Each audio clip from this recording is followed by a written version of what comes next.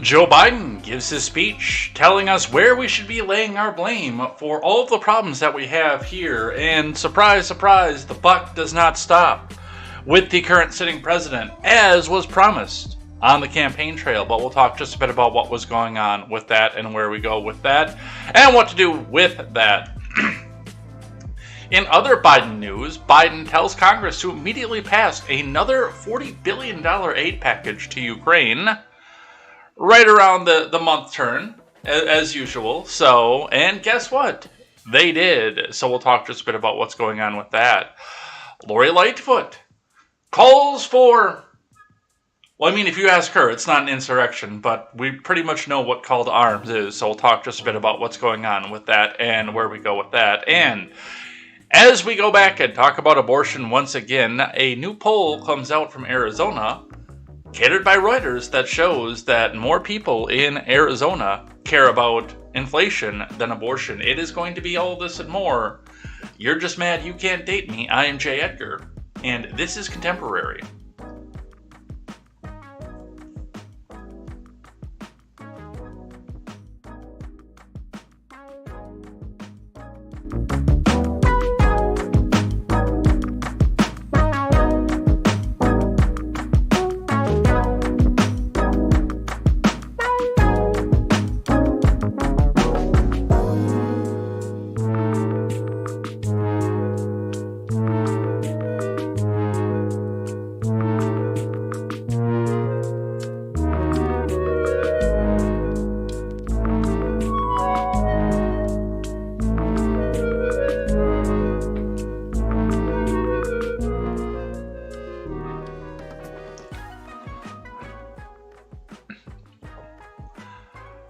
Good morning, Wednesday morning.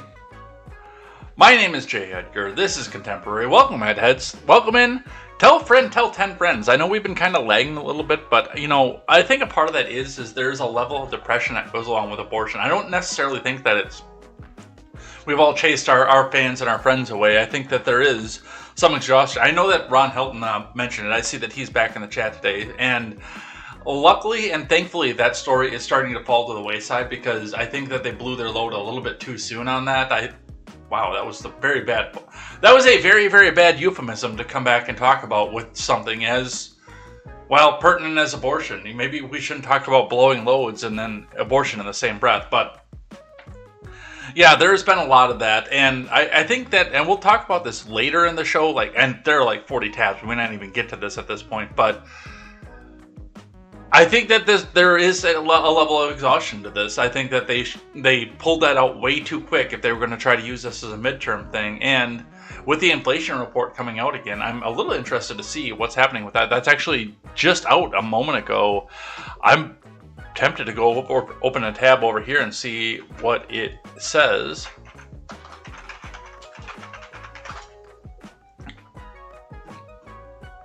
They're doing live updates.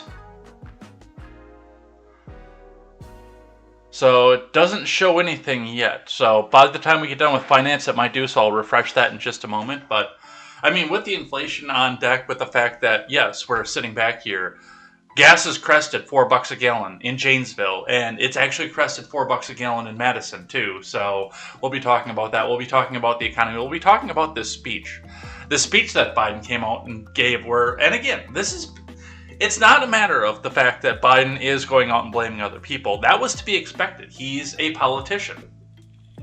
He's a politician desperately trying to stay in power. So he's going to do whatever he can to try to make himself and his administration look good. It's the fact that he went out on the campaign trail and condemned other people doing this that I hold him to a higher standard, not necessarily the fact that he's even doing it in the first place.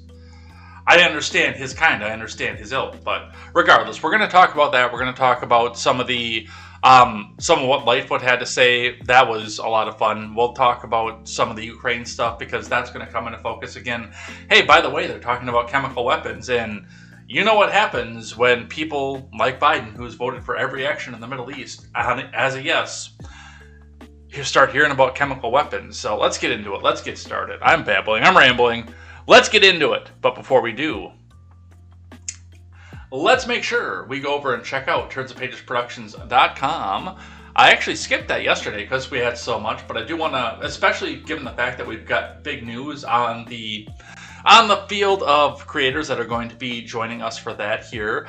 Go check out the website, tsp-prod.com or turnsofpagesproductions.com, where you can go and check out, once we get started, great programs such as the Daily Ignoramus, the Breakdown with Birkenhoff, the Already Conservative, and the Porch Boys, plus our friend Britt will be helping us contribute, and a new program will be joining us once we get up and launched. Stephen Ignoramus has been sentenced. I actually don't even know what the sentence is, just because they have a ban on, listening to spoken word. My boss personally has a ban on listening to spoken word while I'm at work, because he thinks I don't use all of my brain power when I'm listening to that. But, that's internal politics that we don't need to get into off of that. So I actually haven't even heard what the sentence is. I'll probably text him after the show and just say, hey, what happened here? But he is going to be starting to get more active in the universe and starting to get a little bit more active in what's out there. So definitely go and check him out. And go give him some support. It sounds like he's going to need it right now. So tell him that you've got a prayer for him and tell him that everything is going to be okay and that there is a plan out there. He likes to hear that kind of stuff. So go and check that out, turnsofpagesproductions.com. And also, if you do feel like helping us get up and get started, we do have a Give, Send, Go out there. GiveSendGo.com/turnsofpages101 to help us raise the $2,000 that we are looking for to get us started here. That's what it's looking like we're going to take here to make sure our friend Bobby Joe gets paid, because we like Bobby Joe. We want to make sure that she is taken care of if she is going to come back out and help us. And you know how I work around here. Nobody works for free. So go and check that out. GiveSendGo.com/turnsofpages101. Even a $5 bill helps us out. So go and check that out. All right, looking in at the finance, the Dow tried yesterday. It really did. It does seem like there may be some honk off of this, but we are at a new 52-week low on the Dow at 31,887.89, which happened right about here. That's 2 days in a row that a 52-week low record has been set off of this. But yeah, they jumped up 500 and then they lost it almost immediately and held down throughout the bottom throughout the day. They tried to climb back up again about midday, and then it just faltered out to the end, ending down to 32,160.74, or just slightly below the previous close. Looking in at your Bitcoin, Bitcoin is going through another tumultuous day here. Looking back at the 5-day, Bitcoin is at $31,588.10. That is down across the 5-day, $4,413.60, about 12% down. But looking in a little bit tighter on the grid, we're seeing just a tumultuous tumble that just happened out here today. Let's actually put a refresh on this and see where we're at. Yeah, down to 29,599, even after a sheer drop off at the open, because the number that we had there was like right when I got out of bed. So that's just over the last 50 minutes that we've seen that drop off here. So for those of you on Bitcoin, I'm going to buy the dip, but I'm not going to put a big amount of money into the dip. I'll throw a $20 bill at it. That's usually how much I dabble in crypto when I do. But looking at that, I do think that we're going to start to see a lot of people selling off to get that cash back into them, especially when we have gas at $4 a gallon. In Wisconsin, that almost didn't crest $4 a gallon throughout the entire thing. I think it was for like 2 days we crested $4 a gallon. So that's something to watch. That's something to see as we go. And speaking of the gas, whereas just a couple weeks ago when we started looking at gas again, we were starting to see 345s and 355s around the Madison area. That's gone. Now our low price leader is all the way up in Portage in the Madison area at $3.84 a gallon. Otherwise, most of your averages are sitting at $3.94, $3.95, and even going up as far as on Mill Pond Road in Madison proper, $4.03 per gallon, which means that it is $4.20, most likely, in redacted where I live. Just given the statistics of what I see about gas prices, so they're up. It might be, I've been saying this for a couple days, but I got to go over and fill the tank, because that'll give me 6 weeks to drive around and worry about what's going to happen in 6 weeks and where it's going to be. Oh, looks like we have an update over here. Thank you, Neff, by the way, for that, because again, because of my the regulations at work, I wasn't able to hear it. But 3 weekend sleepovers during the week he gets out. Good, absolutely. That is not bad at all. But that's what we see coming off of that. All right, let's see what's coming off of here out the markets from IBD. Dow futures rise on hopes of inflation fever has peaked as CPI data looms. From Ed Carson, Dow futures rose sharply early Wednesday, along with S&P 500 futures and NASDAQ futures. With a key inflation report on tap, the stock market had an up and down session on Tuesday, with techs closing higher as the Dow lagged.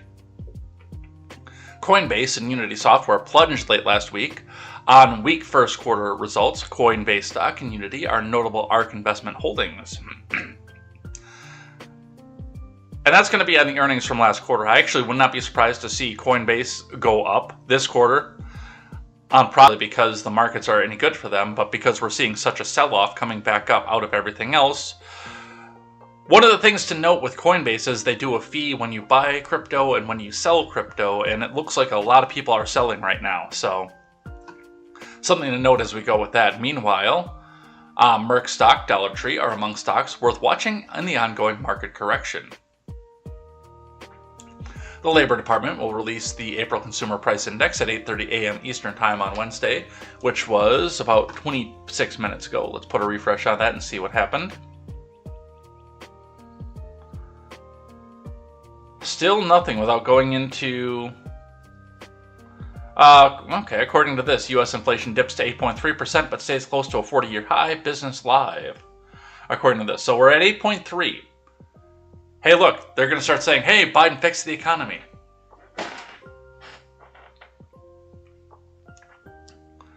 Oh, no, that's worse than they expected, too. All right. Economists expect the CPI to show a 0.2% increase versus March. Core CPI, which excludes food and energy, should climb 0.4% year over year. Consumer prices should surge 8.1%, down from March's 40-year high of 8.5%. Nope, it's 8.3%, which that's not good for them. Core inflation should ease to 6% from March's 6.5%. Year over year comparisons are getting tougher. Well, that's because we also had massive inflation last year, too, keep in mind. At this point last year, it was starting to pick up. And while we weren't seeing wild numbers like this, like 8.3, 8.5, we're going up 8.3 from, what was it at this point last year? 5 point something? 6 point something? I think it was 5 point something still in March of last year, so... This is actually the month where it started to pick up. Pretty major. Meanwhile, the Labor Department will release April Producer Price Index on Thursday. Dow giant Merck, Louisiana Pacific, Atcor, and Anthem, and DLTR are all worth watching right now. Merck stock is holding just below a cup with handle buy point. LPX stock and possible Atcor are working on handles. After both gapped up on earnings last week, Anthem and Dollar Tree have pulled back their 50-day lines around the top of prior buy zones. This could offer a buying opportunity or a sell signal. Meanwhile, the relative strength line for Apple keeps hitting new highs as shares rose 1.6% on Tuesday. Apple stock is fighting to get back to its 200-day line, but it's easily the best-looking mega cap. Microsoft looks a lot worse than Apple stock, but did rebound 1.9% Tuesday after undercutting 2022 lows. Cybersecurity play Fortinet jumped 6.8% Tuesday, also after undercutting its 2022 lows. This could be a hopeful sign for those institutional quality software leaders, but they are nowhere close to being actionable. Anthem, Microsoft are on the IBD leaderboard. Merck is on Swing Trader. Microsoft and Fortinet are on the IBD long-term leaders. ATKR is on the IBD 50. Dollar Tree was Tuesday's IBD stock of the day on the futures. Futures rose 0.9% versus fair value. S&P rose 1.1%, and NASDAQ advanced 1.35%. Crude oil futures rebounded 4%, obviously, because we are starting to see that gas price kick back up. The 10-year Treasury yield fell 5 basis points to 2.93%, continuing to retreat into today's key inflation data. which is good because it was 3.15 just a couple days ago, without a GDP to back that up. The CPI inflation report is sure to move Dow futures and Treasury yields before the open. Consumer prices in China rose 2.1% in April versus a year earlier. Producer prices jumped 8%, both were slightly higher than expected. That comes amid severe pinkpox lockdowns that have slashed production and demand. And remember, overnight action in Dow futures and elsewhere doesn't necessarily translate into actual trading in the next regular stock market session. Let's grab a brief one from MarketWatch. This is more a commentary on what we're starting to see coming out of the inflation. From MarketWatch, investors haven't begun to price in recession. Here's how far the S&P 500 could fall. From Christine Idzelis. The battered S&P is not pricing into a recession according to DataTrek research. At 4,000, the recession odds embedded in S&P are close to zero, said DataTrek co-founder Nicholas Colas. In a note emailed Tuesday, buyer math 50-50 odds for recession equate to an S&P at 3525. The S&P, a stock benchmark measuring the performance of large U.S. companies, has dropped more than 16% this year, after closing Monday at 3991.24. That marked its lowest closing value since March 31st of 2021, which was the last time the index ended below 4,000, according to Dow Jones market data. The U.S. market has tumbled this year amid fears over high inflation, rising interest rates, the Russia-Ukraine war, China's lockdowns, and slowing economy. If we do actually get a typical economic downturn, the S&P should trade for right around 3,000 according to Colas, which, good luck if that's what you have priced into your 401k. Recent volatility simply says investors think the window of opportunity to get back on the right track is closing, he said. But the window is not shut yet, Colas wrote, otherwise the S&P would be at 3,500 or even lower. DataTrek looked at the current earnings power of the S&P, pegging it at $218 a share. That would be peak earnings if the U.S. is headed into a recession, according to the note. Recessions hit earnings, of course, but varying amounts, said Colas. While the standard recessions cause an average 26% drop in peak-to-trough earnings, the S&P saw peak-to-trough earnings decline 57% during the Great Recession ending in 2009, according to the note. What universe do you investors live in that the Great Recession ended in 2009? I have that actual question. I lived through it. And that went on until about 2012, 2013. But go off. Go tell us about how great the Great Recession was and how you guys lined your pockets almost immediately.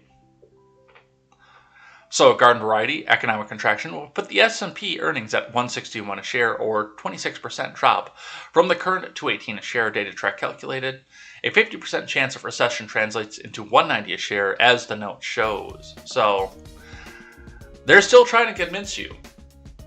And by the way, if the investment drops out, a lot of these people, especially the people who write these articles for IBD, MarketWatch, Investing.com, etc., do stand to lose a lot of money because that is their full career.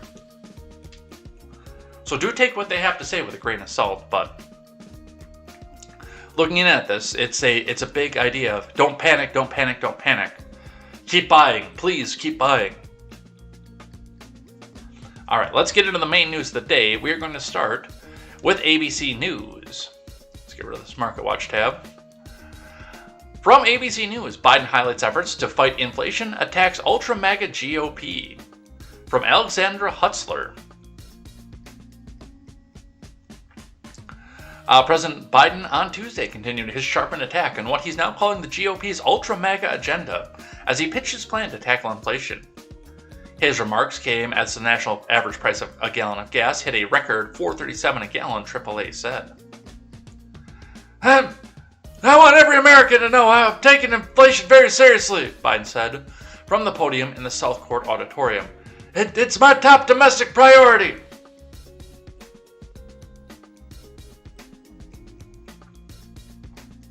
Inflation is one of the Democrat Party's biggest problems heading into the 2022 midterms. Republicans have seized on higher costs to criticize Biden's domestic agenda, while the White House is pinning the problem on supply chain issues, the ongoing coronavirus pandemic that Oh, by the way, he had a magic wand that he was going to end the coronavirus pandemic with, and Russia's invasion of the Ukraine. Biden used his speech on Tuesday to tout what he said were recent accomplishments aimed at alleviating the increasing financial burdens on Americans, including historic release from the Strategic Petroleum Reserve to offset soaring gas prices and reducing the national debt. I have gone onto that extensively, how that's going to be a problem coming down into after the midterms. But hey, I'm just a guy who sits into his living room, who sits in his living room yelling into a microphone, so nobody wants to hear what I have to say. Well, at least not in the government. You guys, the 7 people that are down here on the ticker, want to hear what I have to say, but nobody in the government wants to hear what I have to say.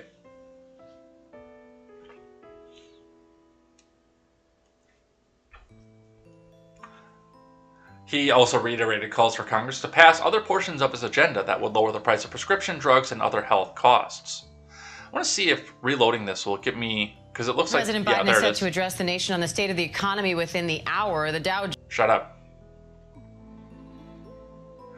Yeah, we've got some clips coming off of this, and I do have bar of clips over here, too, that we'll see from this. Let's listen to what he had to say here, ABC News. I want every American to know that I'm taking inflation very seriously, and it's my top domestic priority. And I'm here today to talk about solutions, and there's going to be more we're going to have to talk about as well. But first, I want us to be crystal clear about the problem. There are 2 leading causes of inflation we're seeing today. The first cause of inflation is a once-in-a-century pandemic. Not only did it shut down our global economy, it threw the supply chains and demand completely out of whack, especially in countries where more effective recovery responses weren't available, especially in those sectors that rely on semiconductors. These supply challenges have been further hampered by the onset of... So, I want to address what he just said there, because apparently a big part of the problem that we see is the fact that the once-in-a-century pandemic. That really isn't that much of a pandemic. Let's be honest. Except, I'm sorry, Susan, it's the most dangerous pandemic in history.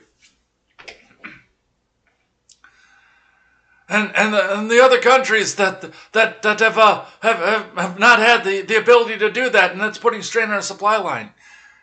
Doesn't that sound to you, the audience, and if you're watching this program, you have a fucking brain.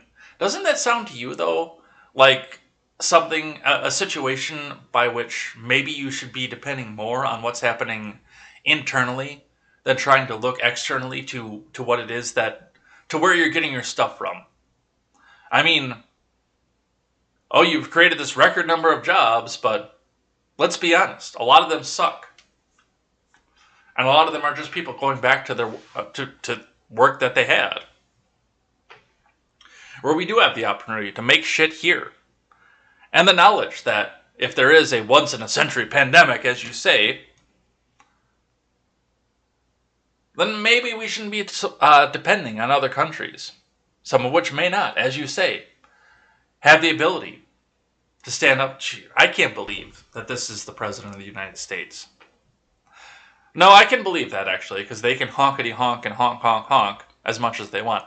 I can't believe this is the same guy that says, the buck stops with me, man, come on! Delta and Omicron viruses. And you've all seen it, you've all felt it. And this year we have a second cause. Mr. Putin's war in Ukraine. We saw in March that 60% of inflation that month was due to price increases at the pump for gasoline. Putin's war has raised food prices as well, because Ukraine and Russia, 2 of the world's major bread baskets for wheat and corn, are essentially completely stalled. Ukraine has 20 million tons of grain in storage in silos right now. We're trying to figure out how to get out of the country to market, which would reduce prices around the world. Normally we'd have already begun to export them into the market, but it hasn't because of Putin's invasion. So we're working with our European partners to get this food out in the world so that it could help bring down prices. But it's difficult because, again, of Putin and the Russian invasion of Ukraine. And those two major contributors to inflation are both global in nature. That's why we're seeing historic inflation in countries all over the world. Yeah, the buck stops with that guy, doesn't it? It's totally not my fault, man. Come on. It's the once in a lifetime pandemic. It's the once in a century, and it's Mr. Putin. It's Putin's price hike. Biden also used the occasion to continue his ramped-up rhetoric against the GOP, accusing Republicans of having no concrete plans to address higher costs. But they do. That's the problem. He can sit there and say it all that they want, but they do. They have no plan to bring down energy prices today, Biden said. No plan to get us to a cleaner energy independent future tomorrow. And this, I gotta pick on the libertarians for a little bit. I don't like to, because they do like to be left alone, but I gotta pick on them for just a little bit off of this one. What's going to happen, by the way, if Republicans do take over in the midterms, is they're going to pass a bunch of stuff across both chambers, especially if they get a filibuster-proof majority in the Senate. They're going to pass a bunch of stuff across both chambers, and it's just going to go to the president's desk and get vetoed. And what they're going to do with a lot of that, it's going to be bills to open up and to bypass federal licensing requirements and to get more drilling and more drilling and more drilling going. Not just exploratory drilling, but big operations going domestically off of this. Open it back up, get that pipeline going again. But it is going to take probably 6 to 8 months before we can see a noticeable change in the gas price. No matter what happens in the midterms, unless gas companies start to price something speculative into it, no matter what happens in the midterms, we are looking at high threes until at least April of next year on the national average.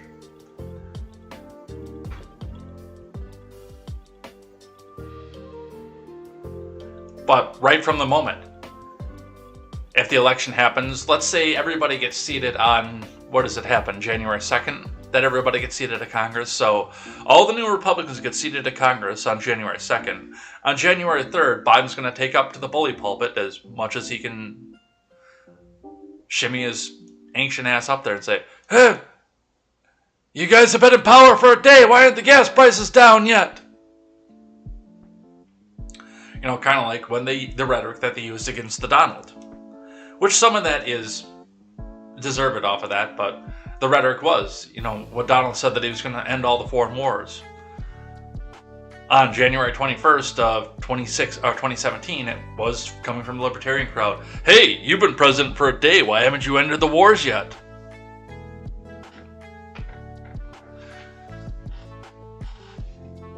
So, let's see, what else do we have? My plan is to lower everyday costs for hardworking Americans and lower the deficit by asking large corporations and the wealthiest Americans to not engage in price gouging and to pay their fair share in taxes, which is going to be price gouging because when you increase the cost of doing business to them, that gets passed on to the end user. The Republican plan is to increase taxes on the middle class, let billionaires and large companies off the hook as they raise prices and reap profits in record amounts, and it's really that simple.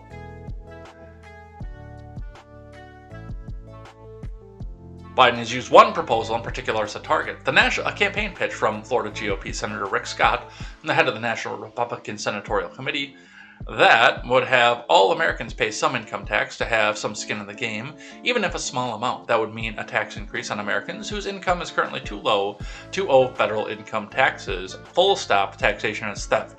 I disavow Rick Scott's tax plan. On Tuesday, Biden said Scott's plan would hurt frontline workers like firefighters and teachers. Despite Biden's focus on the plan, Scott's proposal has not been embraced by leaders. Instead, McConnell made a point to distance himself from it shortly after it was announced. If we are fortunate enough to have the majority next year, I'll be the majority leader. God fucking help us if that happens.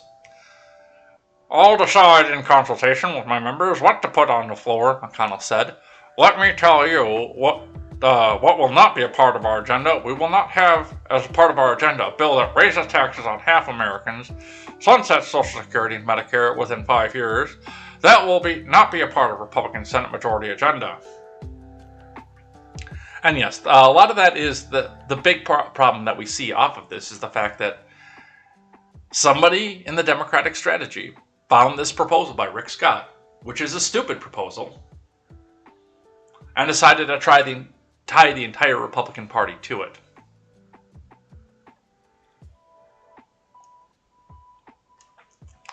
Red-haired bobblehead got into this as well and says, Rick Scott is not a random senator. He is literally in charge of winning back the Senate for Republicans, bobblehead said. So that's the first part of his speech. Let's grab one from Politico. Biden blasts ultra-MAGA Republicans' inflation plans. From Kelly Hooper. President Brandon. President Brandon, in a speech on Tuesday, launched a pointed attack against what he called ultra-MAGA Republican plans to address the economy and spiking inflation. I happen to think it's a good thing when American families have a little more money in their pockets at the end of the month, Biden said at the White House. The Republicans in Congress don't seem to think so. That their plan is going to make working families poorer. You know, the same bullshit argument that we've been hearing from mainline Democrats for 50 years. The president specifically took aim at Rick Scott's Rescue America proposal, which Biden labeled as the ultra-MAGA agenda. Biden said the plan would raise taxes on 75 million American families and do nothing to hold big corporations and companies accountable. This moment of peril, with the war overseas and inflation surging around the world, the last thing that we should be thinking about is rewarding companies for exploiting the situation, Biden said.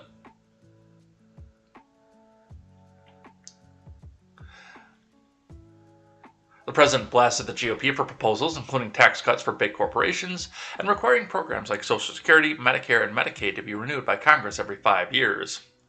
Such a plan, Biden said, would put those programs on the chopping block every 5 years. Well,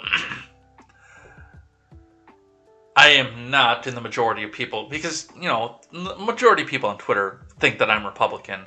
So I do not stand in the majority or even the minority. I probably stand against a lot of Republicans when I say good. Just get rid of them altogether. Let it be done at a local level. And would allow Republicans to use them as negotiating pieces. Scott, the chair of the National Republican Senatorial Committee for this election cycle, offered his own scathing critique of Biden in a statement released ahead of the president's remarks. The Florida Republican blamed the president for the nation's inflation woes and went a step further, suggesting that Biden, the oldest man ever elected to the White House, is not of sound mind and mentally unfit for office. We'll be talking about that in just a bit.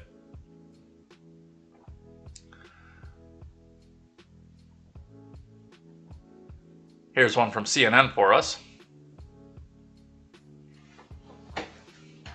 Biden says he's discussing the future of China tariffs imposed by Trump.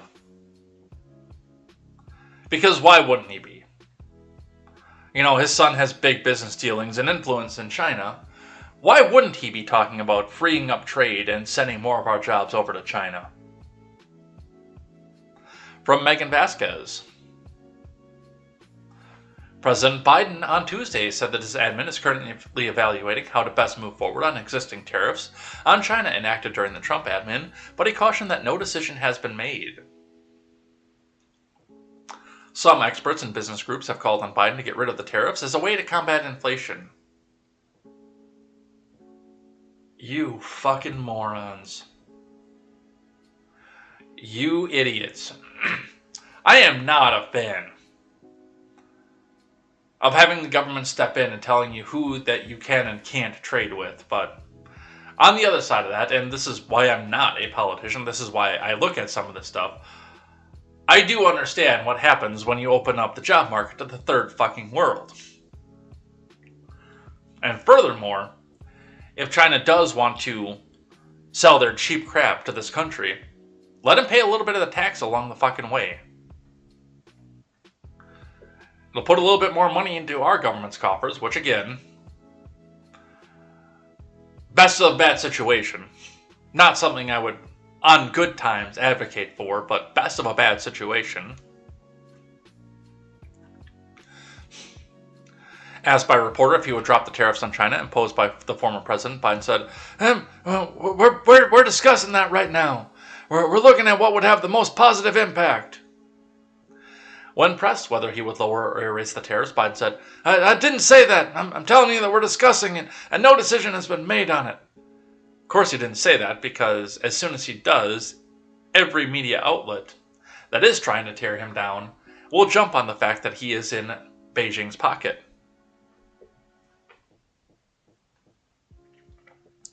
Earlier this month, the Biden admin took a first step towards conducting a statutory 4-year review of U.S. tariffs on Chinese goods, but officials have given no indication that the review will result in removing the tariffs. The Biden admin eased some Trump-era tariffs on Chinese imports in March, but Biden has left tariffs in place on $350 billion of Chinese goods that were imposed by his predecessor, and Beijing, meanwhile, has left its retaliatory tariffs against some agricultural products and some American-made goods. The U.S. and China reached a truce in 2020, with both sides agreeing to not add new tariffs.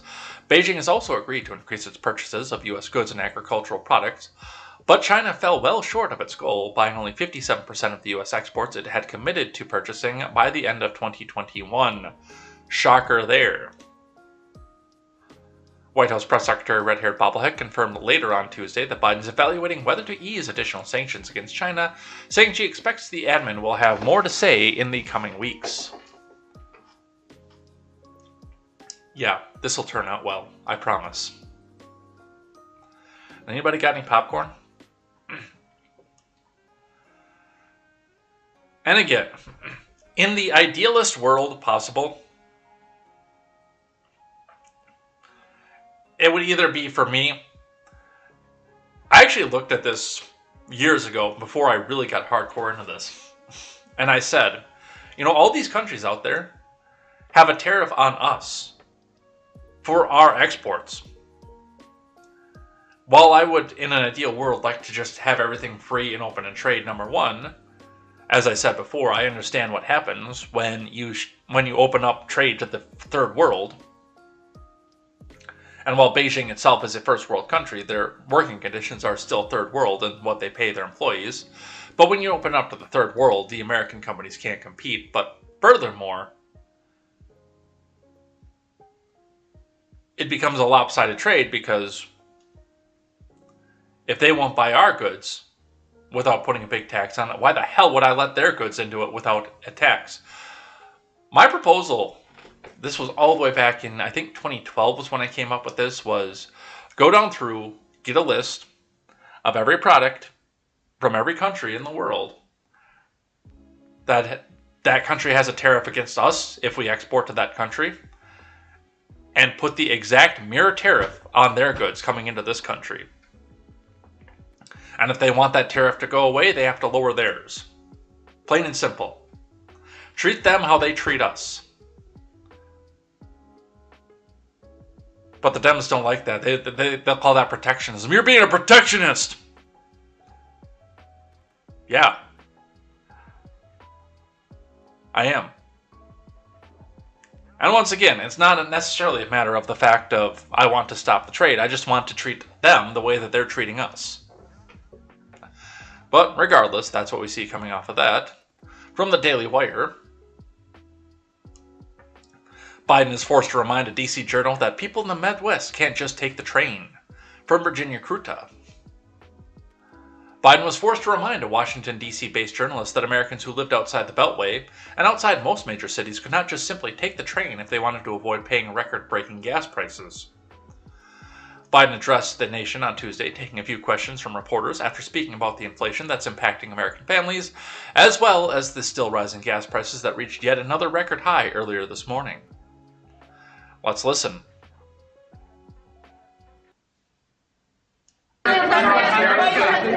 Today you have retail gasoline prices and diesel prices at record highs. Yes. Yet you have yet to ask Americans to consume less. You're a train guy. Have you ever thought of your administration asking Americans to drive less, to take public transport? Well, if you ever raised a family like mine, you don't have to tell them.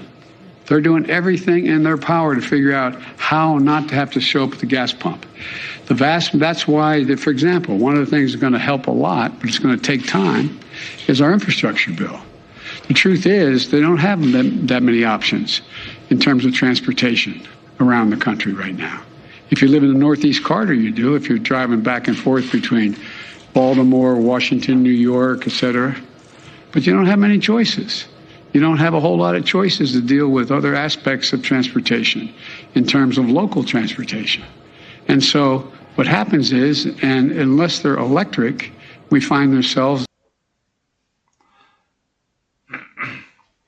So that's going to be the next push. Is go buy electric. Just not that one from the evil guy that wants to let the former guy onto the Twitter platform again, man. Come on. A Democrat U.S. House candidate for District 3 in Wisconsin, which I'm not. I got to see where that is. Just followed me on Twitter. Lady, you're going to have a really bad time. All right. Referencing the high cost Americans are paying at the pump and the fact that high demand is not helping to lower prices any, one reporter asked why the Biden admin was not going to do more to push people towards public transportation. You have yet to ask Americans to consume less, the reporter noted, referencing high gas prices for both regular gasoline and diesel fuel. You're a train guy. Have you ever thought of your administration asking Americans to drive less and take public transport? That is a let them eat cake moment like I've never seen. Oh, dude. No,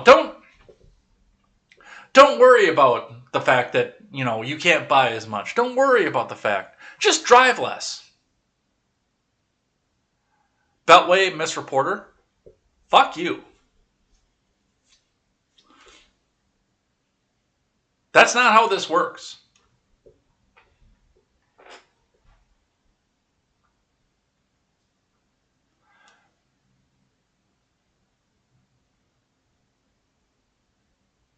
Pete Buttigieg says families who buy electric vehicles never have to worry about gas prices again. That's also not true, because that's starting to come back up, and it's coal power too, so that's fun. Let's grab one from Reuters, and then we will look at some clips of the speech, some more clips of the speech. From Reuters, Biden says he is worried Putin does not have a way out of the Ukraine war. Because we'll be talking about that as we move out of the speech. U.S. President Biden said Monday he's worried that President Putin does not have a way out of the Ukraine war. Biden said that he was trying to figure out what to do about that. I think we know what's going to happen with that, honestly. Biden, speaking at the political fundraiser in Washington's suburb, said Putin had mistakenly believed the invasion of Ukraine would break up NATO and break up the European Union. No, he didn't. Instead, the U.S. and many European countries have rallied to Ukraine's side. No, he didn't think that was going to break up NATO and the Union. That was a dare to get you to go over there and start a hot war with Russia. Russia's assault on Kiev was beaten back in March by strong Ukrainian resistance, honk honk. Russia, which calls the invasion a special military operation, poured more troops into Ukraine for a huge offensive last month in the eastern part of the country, but its gains have been slow. Biden said Putin is a very calculating man, and the problem he worries about now is that Russian leader doesn't have a way out right now, and I'm trying to figure out what we do about that. So, pay attention to that, because we might be at war. We'll talk about that in just a minute. Let's listen to some more of the speech here. The Washington Free Beacon with this clip. Why do you believe so many Americans believe your administration is not doing enough to combat inflation? They're not focused. I think what I have to do is explain simple, straightforward language. What's going on? Be able to even pass them. Number one. Number two, I think that, it's They're not focused. All they're focused on, understandably, is the problem they're facing. They get a 5.5% raise, an average raise in their salaries, and yet inflation exceeds that. And they look around the world, and they know that a lot of it's extremely complicated. And so they're frustrated, and I don't blame them. I really don't blame them. There's a lot we have to do. But you know as well, I shouldn't say you, I think what I have to do is explain in simple, straightforward language what's going on. Like, the reason why 30% of the inflation last year is because automobiles cost more. Why'd they cost more? They couldn't get the computer chips to make them. People were making a lot more money. They wanted to buy them, be able to even pass them. Number one. Number two, I think that... See, it's another situation. It's everybody's fault but mine. I think it's just... I gotta tell people what they're supposed to believe. And by the way, you reporter, that's your job. You have to tell them what I want them to believe. That's not my fault. It's everything. Hey, 30% of the inflation last year came from the fact the automobile cost them. Which is a bullshit lie, by the way.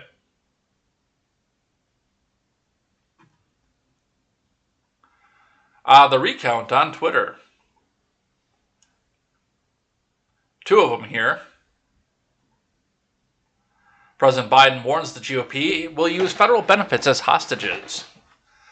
How are we going to sleep at night knowing that every 5 years, MAGA Republicans are going to have to vote on whether to have Social Security, Medicare, and Medicaid? Republicans kind of want to make, Congress want to make Medicare's very existence up for vote over and over again, along with Social Security and Medicaid. Really, ask yourself, how well are we going to sleep at night knowing that every 5 years, MAGA Republicans, if they're still the Republican, as I said, this is not your father's Republican Party, if we're going to have to vote on whether you will have Social Security, Medicare, Medicaid, and what amounts you'll have in each of those programs. You know what they're likely to do? Use them as hostages every 5 years to get their way in other things. Think about it. Republicans kind of want to make, Congress want to make... Let's go on. I think what's happened is we have, in a sense, I never expected, let me say this carefully. I never expected the ultra MAGA Republicans who seem to control the Republican Party now to have been able to control the Republican Party. I never anticipated that happening. I think This kind of language actually bothers me a little bit. Not necessarily just, oh fuck, why is E40 trending? We'll look at that a little bit later. But this language bothers me. I never expected to have the ultra MAGA Republicans. Let's take the base insult off of that for just a second and actually look at what he's saying here. He always expected the Republican Party to be those easy to defeat and easy to downplay religious nationalist, no, not nationalist because they're globalist, religious globalist neocon Republicans to be the ones in power, the court jesters, the Mitt Romneys, the John McCains, who will sit back and roll over for people like this. He never expected there to be ever any opposition to his party. You know, you let him be the president every once in a while and say, hey, look, oh, we were defeated by a Bush. Oh, no, it's not like we have the exact same agenda or anything else like that. Oh, we were defeated by, Reagan. No, they didn't like Reagan either. Wow, has it really just been Bush's and then Reagan and Trump in my lifetime? Holy shit. That's a sad state of affairs in and of itself. But yeah, just every few years, let some neoconservative, globalist Republican win a House seat, win the presidency, win a Senate seat. Like, oh, we were defeated by this person who has the exact same agenda as us, just wears a different color tie than us. I never expected that there would actually be an opposing party, a party that stands up against what we believe in. That's what I'm hearing off of that. And it's not a tacit admission, but it's a muffled admission of the fact that he believed that there was going to be a uniparty in Washington for the rest of his miserable fucking life. God, I can't stand this guy. More from the recount. Is this the same one we just watched? It is the same one we just watched. Never mind. Alright. So there's more onto this here. Chris Cillizza has to put his analysis, which means his op-ed. A Republican senator just went there on Joe Biden from Chris Cillizza. Well, I guess the kidding around is pretty much over. In a blistering statement released Tuesday morning, Florida Republican Senator Rick Scott said this of Joe Biden. Let's be honest here, Joe Biden is unwell, he's unfit for office, he's incoherent, incapacitated, and confused. He doesn't know where he is half the time, he's incapable of leading, and he's incapable of carrying out his duties, period. Everyone knows it, no one's willing to say it, but we have, too, for the sake of the country. Joe Biden cannot do the job. This unproven notion that Biden is somehow enfeebled has been kicking around the conservative media and Trump-allied circles for some time now. The evidence usually revolves around clips of Biden misspeaking or stumbling over his words.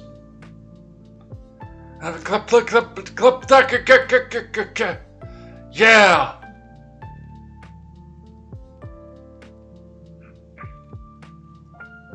And the fact that at age 79, he is the oldest person to ever serve as president. Let's take a step back to understand why Scott is absolutely nuclear on Biden. He went on to say in the same statement that Biden needs to resign for the good of the country. Yes, please. Back in February, Scott, who is the chairman of the Senate Republicans, so basically Rick Scott's going to be the new boogeyman for the Democratic Party. The chairman of the Senate Republicans campaign arm released an 11-point plan designed to rescue America. If Republicans return to Washington, it's business as usual. If we have no bigger plan than to be a speed bump on the road to America's collapse, then we don't deserve to govern, he wrote of the plan.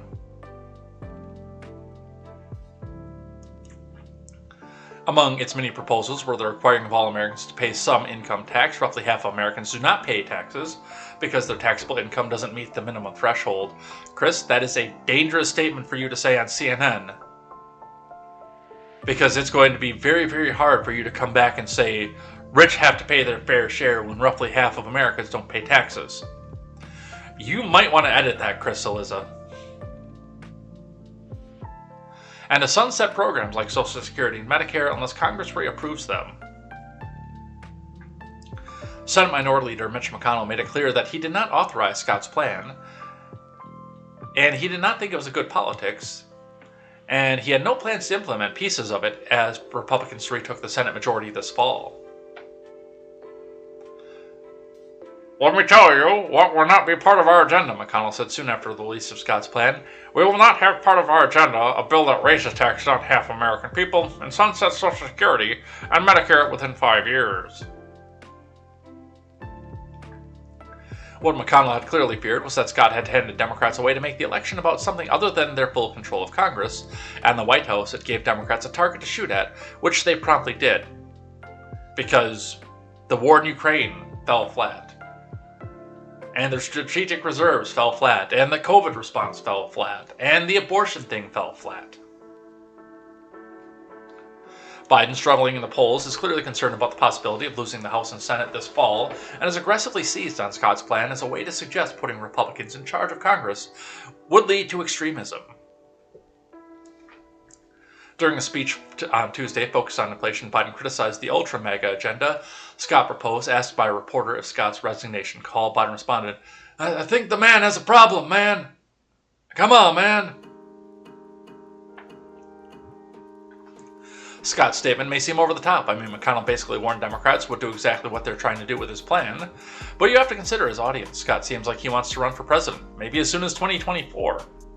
And he knows the chatter about Biden's mental capacity has been populating the likes of Trump Jr.'s Instagram feed for months and months now. Chris, you need to pay more attention to the person that you were hired to pay attention to, because that dude is on a mental decline and everybody in this country knows it.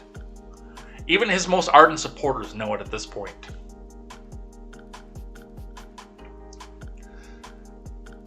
From the New York Post, Biden blasts Rick Scott for calling him incapacitated and confused.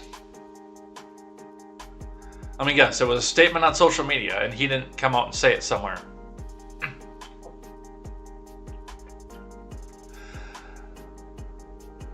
President Biden returned fire Tuesday at Rick Scott, saying the Florida Republican has a problem.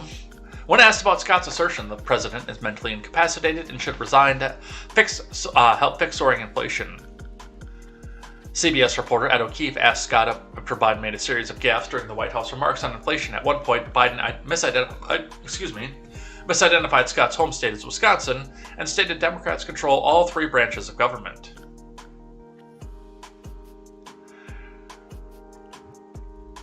Earlier today, anticipating her remarks, Scott said, and I'm just quoting here, that the best thing, most effective thing Joe Biden can do to solve the inflation crisis he created is to resign. He's the problem.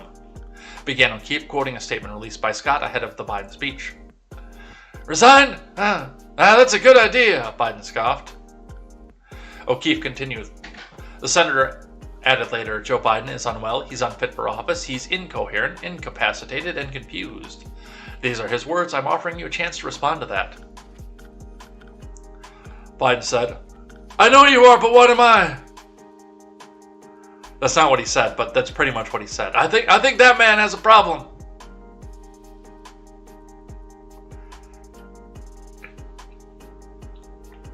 Scott, chairman of the Republican Senatorial Campaign Committee, tweeted shortly afterward, the president just sent him from Wisconsin. Biden is so incapacitated and incoherent, he can't even keep his state straight. In a subsequent interview on Fox News reacting to Biden's remarks, Scott said the president took no responsibility for inflation and he has no plan. We have 8.5% inflation, we've got the highest gas prices ever, we've got low labor participation, we've got a GDP that's declining, we've got mortgage rates skyrocketing, we've got a stock market going down, Scott told host Harris Faulkner. So he doesn't have ideas. He was confusing. He put up no ideas for what he was going to get done. Well, Rick Scott, where's the lie? He doesn't. But with the speech, of course, our buck stops here president is going to tell us again and again that it's not his fault. Just give him more power and he'll go and fix all of this once again, including what's happening on the other side of the world from Yahoo News. And as I say this, I hope that you, my working class followers, are ready to send your kids off to war. From Yahoo News, Mariupol counselor. Russian troops preparing chemical attack on Azovstal on 11 May.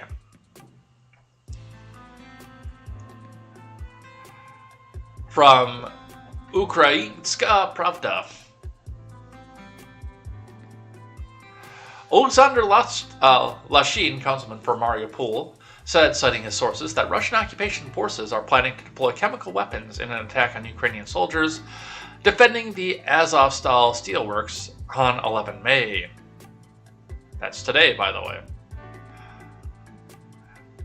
I have just found out from sources in Mariupol who contacted me that powerful chemical attack on Azovstal is being prepared for 11 May. Local residents... Oh, that's still him. Local residents in Mariupol are warned not to leave houses starting tomorrow. Russian troops want to smoke our guys, our heroes, out of Azovstal. All of efforts have been in vain so far, so they are planning to take genocidal measures such as chemical weapons. Lashin urged the international community, the UN, and the International Committee of the Red Cross to prevent Russian troops from deploying chemical weapons against Mariupol. According to Lashin, a large number of civilians remain in the city, all of whom will suffer the effects of a chemical attack. Lashin did not explain who his sources were. It's possible that he had been in contact with someone who remained in Mariupol and was instructed to not leave their house by the collaborationist municipal government. I'm going to guess that he pulled it out of his ass. And unless somebody in the live chat brings me some breaking news that they're actually deploying chemical weapons, and they're actually coming from Russia, because, let's face it, we've all had questions from the time over who's actually perpetrating the attacks on Ukrainian civilians. I'm just saying,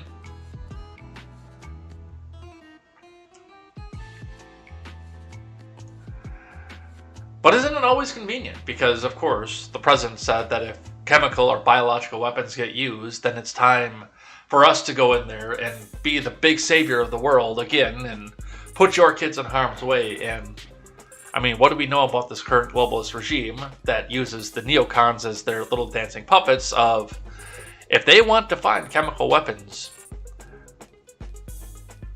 they will occupy a country for a decade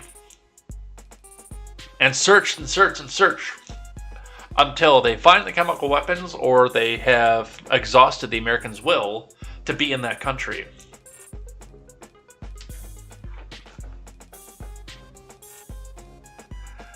But we are also on Lend-Lease. President Biden signs Ukrainian Lend-Lease bill, according to Politico, and we have video of that. We don't have written article, we have video of this one.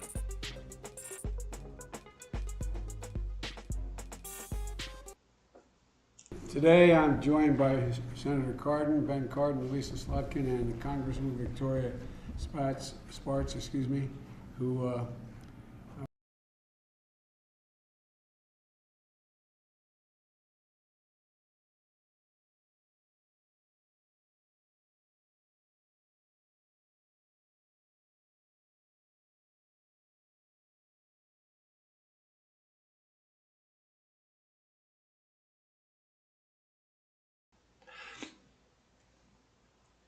Okay, maybe we don't have video. That's fun. Let's try this again. Today, I'm joined by Senator Cardin, Ben Cardin, Lisa Slotkin, and Congresswoman Victoria Spartz, who I was just talking to her about still having family back in Ukraine. God love you. I'm about to sign a bill that these folks are responsible, and of course the Vice President.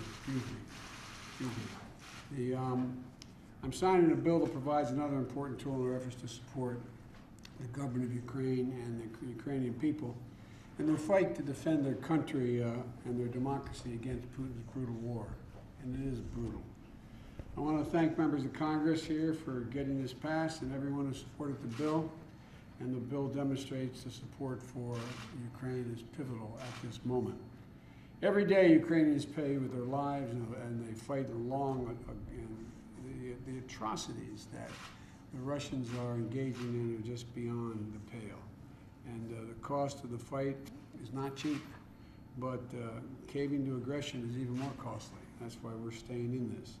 Yesterday, we celebrated VE Day, Victory in Europe Day, marking the end of a transition of the devastation as a consequence of World War II, and Allied nations defeated the scourge of fascism in Europe. And today, Europe is honoring another important day, an anniversary. On May 9th, 1950, just years after the end of World War II, Europe began to work to strengthen the bonds of unity among the nations, particularly economic unity. And a nice, long, pretty speech to tell us that he just made all of his buddies and the defense contractors richer. Thank you, Biden. Well, at least those of us who were smart enough to buy stock in Raytheon and Northrop Grumman at the onset of this presidency are going to get some return back out of this. Silver linings. And Zelensky and Reznikov have both thanked Biden for Lend-Lease. Because of course they did, from Yahoo News. The President of Ukraine, Volodymyr Zelensky, thanked the President of the United States for signing the Lend-Lease Act to protect democracy in Ukraine. The Ukrainian Minister of Defense, Oleksiy Reznikov, commented that history had repeated itself. Grateful to President of United States Biden for people of USA for supporting Ukrainian fight for freedom and culture. Today's signing of Lend-Lease Act is a historic step. I am convinced that together we will win once again, and we will defend democracy in Ukraine and in Europe like 77 years ago. Alexei Reznikov recalled how the Prime Minister of the UK, Winston Churchill, persuaded the US to provide arms to the European allies through a Lend-Lease agreement back in 1941, and now, according to the minister, history has repeated itself as President Zelensky has persuaded the US, probably with blackmail photos or documents pertaining to Burisma. Oops, we don't say that around here. To adopt a similar plan to fight the Russian regime. On the evening of May 9th, while Russians were shooting fireworks in Moscow on Victory Day, the President of the U.S., Joe Biden, signed into law a bill reviving a process previously used by the U.S. to support the allies of the USSR during World War II, the Lend-Lease Act, with humanitarian aid and arms worth millions of dollars. The current U.S. legislation passed the House on 28th of April and the Senate on April 6th.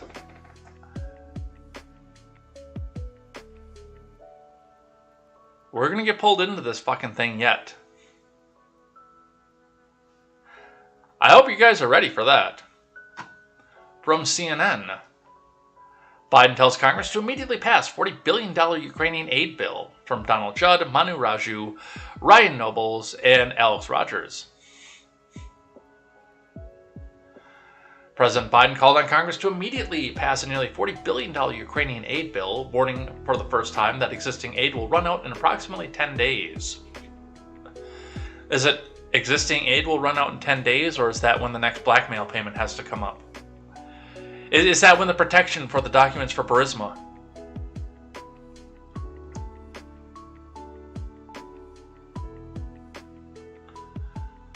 Get it to my desk in the next few days, Biden said in a statement.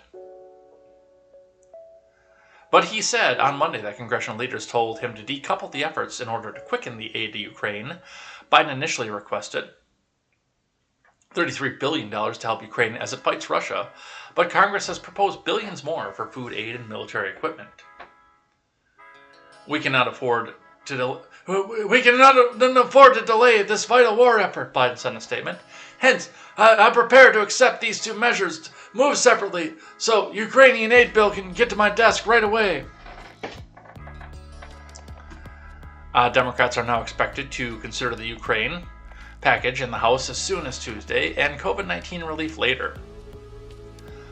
Senate Republicans had insisted on the two issues moving on separate legislative tracks in April. Republicans blocked an effort to take up $10 billion of COVID relief bill over demands for votes on amendments, including one targeting the Biden administration's decision to lift a Trump-era order known as Title 42, which allowed U.S. border officials to turn migrants back to Mexico or their home countries immediately because of the public health crisis. South Dakota Senator Thune, the number 2 Senate Republican, said the Senate could consider both packages next week.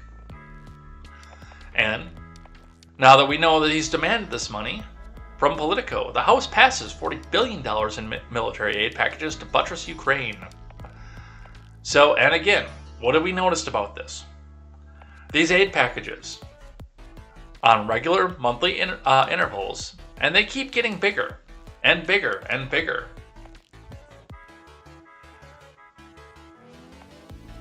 I'm no expert in foreign diplomacy, but this sounds an awful lot like blackmail to me.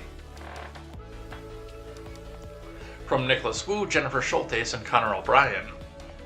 The House passed nearly a $40 billion package for Ukraine late Tuesday, sending a bill to the Senate as lawmakers heed President Biden's warnings that the U.S. cash to help the allied country will run out in just over a week. Attracting overwhelming support, the measure cleared the House in a 368 to 57 vote, just hours after the bill text was released across the Capitol. Majority Leader Chuck U. Schumer has promised the Senate will move swiftly to pass the package for Biden's signature. The world must see that we're united in support of Ukraine, House Appropriations Chair Rosa DeLauro of Connecticut stood on the floor before the vote. Putin and his cronies must be held accountable. This bill does that by protecting democracy, limiting Russian aggression, and strengthening our own national security. Hill leaders reached a tentative deal on Monday on the large assistance plan, and Democrats were still ironing out the differences Tuesday morning before releasing text in the afternoon. As majority party leaders rallied their caucuses Tuesday to quickly advance the aid package, Ukraine's ambassador spoke to Senate Democrats over lunch. Speaker Pelosi and other lawmakers who recently returned from Kiev also met with the president on Tuesday evening. So there you go, another increased payment going over to the Ukraine on a monthly interval that's about to go past the Senate. Do you see it yet? Let's talk about abortion. Starting with the blaze, far-left liberals turn on Biden for advocating peaceful protests against Supreme Court justices. From Carlos Garcia. That fucking thing again. Many on the far left turned on President Biden and accused him of not doing enough to protect abortion rights after the Supreme Court leak indicating the probable overturn of Roe v. Wade. Biden won't federalize abortion services, won't even call for a filibuster carve-out for abortion rights, and doesn't think people should be inconveniencing Supreme Court Justice Brett Kavanaugh before he casts the deciding forced birth vote. But sure, the real problem is Joe Manchin, tweeted liberal legal commentator Elie Mystal. With a power fist on the Twitter bird. The popular tweet garnered over 23,000 likes, and Mystal went on to hammer away on Democrats defending Biden. I will vote for Democrats, then criticize Democrats when they suck and vote for them again in a little maneuver I call being capable of understanding multiple fucking truths at the same goddamn time, he added. Mystal seemed especially angry that White House Press Secretary Red-Haired Bobblehead denounced the possibility of violent protests against the conservative justices on the court. We understand the passion, we understand the concern, but what the president's position is that we should be peaceful, said Bobblehead on Thursday. Others on the left chimed in to support Mystal's anger against Biden. It always starts at the top, despite the people's hero, savior worship. Joe's a good guy mostly, but is just too old and out of touch to give a hoot. About our crisis, it seems, just like the DOJ, he says words, then goes into la-la land, replied another critic. I agree with this. Dems need to be 100% unified and fight together on this. You know the GOP is. It's an absolute disgrace that the messaging that's coming from the White House on this, said another social media user. Look, here's part of the problem that you guys have. Those of us, like me, who are considered by most of you to be a deep, hard, MAGA-tard Republican, want to hear from you. I want to try to sell my agenda to you. But you won't even look at the idea of voting for anybody other than a Democrat. I will abstain from the vote before I vote for one of these pieces of shit I don't agree with. Like, if I lived in Kentucky and I saw McConnell's name on the ballot, I would say, Mickey fucking Mouse. I will not give my vote to an unqualified candidate. But you guys will do nothing but go vote for Democrats because you're told that the greatest evil in the world is if a Republican wins. Start withholding some of your votes from some of these fucking people. Make them actually have to earn your vote.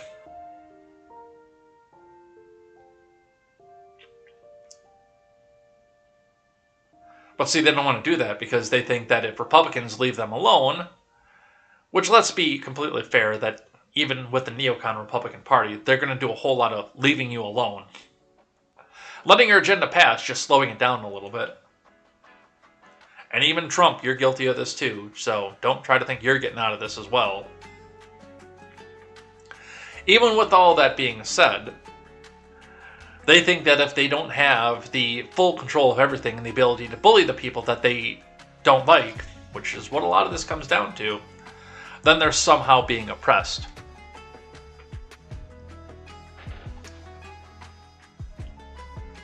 But look at this from a Democrat standpoint.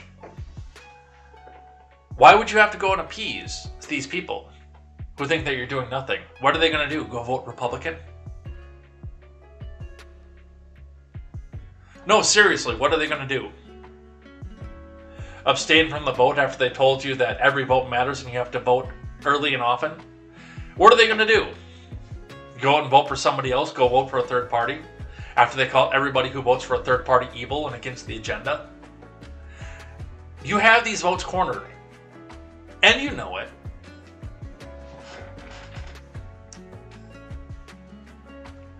But Lori Lightfoot got into the news as well. Chicago Mayor Lori Lightfoot urges call to arms against the Supreme Court. From Jack Hobbs. Lori Lightfoot was slammed by critics Tuesday for issuing a call to arms against the U.S. Supreme Court after news that Roe v. Wade might be overturned broke. To my friends in the LGBTQ plus IARRGMT27LPXT plus community. The Supreme Court is coming for us next. This moment has to be a call to arms, the Chicago mayor tweeted. We will not surrender our rights without a fight to victory. Lightfoot's comment comes amid outrage from Democrats after the leak of a memo indicating the Supreme Court is poised to overturn a landmark abortion ruling. During an interview with MSNBC, Lightfoot was asked to do damage control and clarify the meaning of call to arms. I think everyone who saw that draft opinion has gone through a range of different emotions, Lightfoot said. And that's why I'm calling on fellow elected officials across the country, and particularly my fellow mayors, to join me in making a pledge that we made today, which is a legal justice for all pledge, and fundamentally reaffirm Chicago as a welcoming city, a city that doesn't discriminate, unless you have diversity of thought, and a city that's going to stand with women. Several people have slammed Lightfoot's tweet, saying that the tweet provoked violence as several Supreme Court justices faced protests outside of their homes. Yeah, typically when you say call to arms, you're going on the offensive. You're not on the defensive, and I've got a tweet out here, we'll look at some of this as well, where they're trying to come and tell you that this is calling for a defensive. No, if you're calling to arms, you're going on the offensive. If you're on the defensive, you're sitting here with your back to the wall, with a good view out of everywhere, and a weapon close at hand.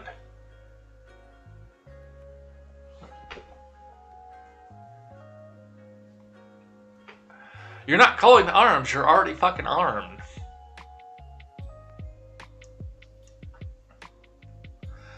Should Roe be overturned, Democrats fear the Supreme Court could overturn Obergefell versus Hodges, which allowed same-sex marriage in 2015, as well as Lawrence versus Texas, which struck down laws that made sodomy illegal in 2003. And again, just like with Roe, if Obergefell versus Hodges is overturned, which that one I seriously doubt, let's be realistic about this, because there's a big difference between murdering a baby, which is what most people who are against Roe versus Wade think that the practice is, and what two adults do in the comfort of their own home.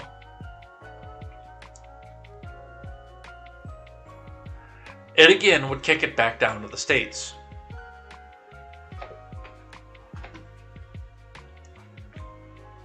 Most of which already have marriages that are recognized and have been well established for tax purposes.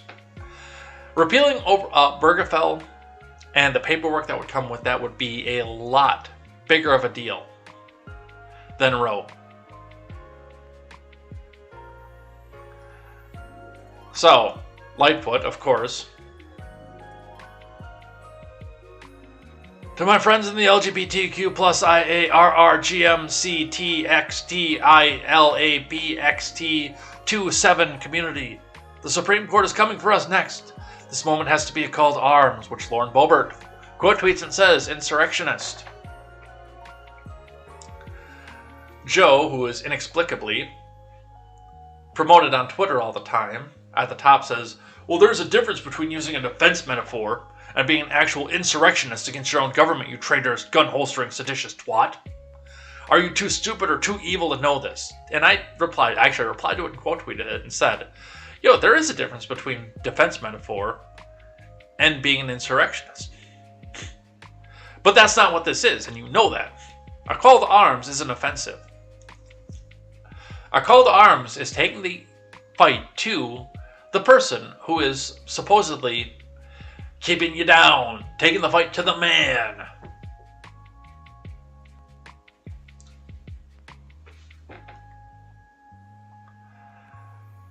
And Lightfoot, not to be outdone, also came out and said, "Excuse me, insurrection is your thing, not ours."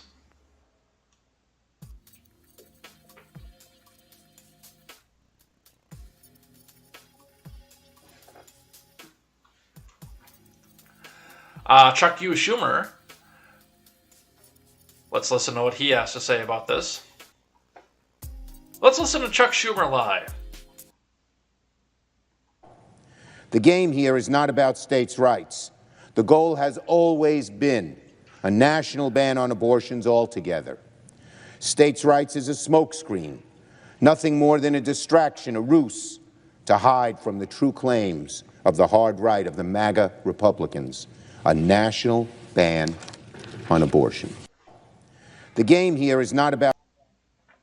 Well, I don't think the national ban on abortion would be the worst thing in the world, but regardless, you are still going to have states that make it a sanctuary. I understand that.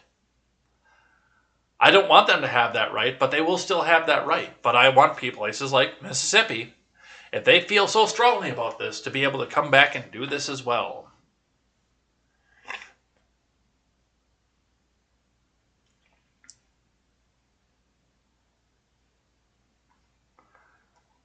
From NBC.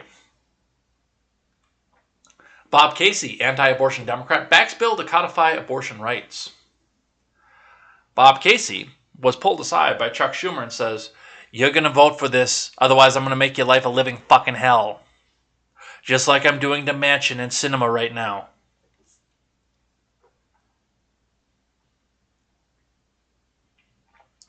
Do you want to have what's going on with Manchin Sinema? Do you want that to happen to you? I don't think you are. I don't think you want that.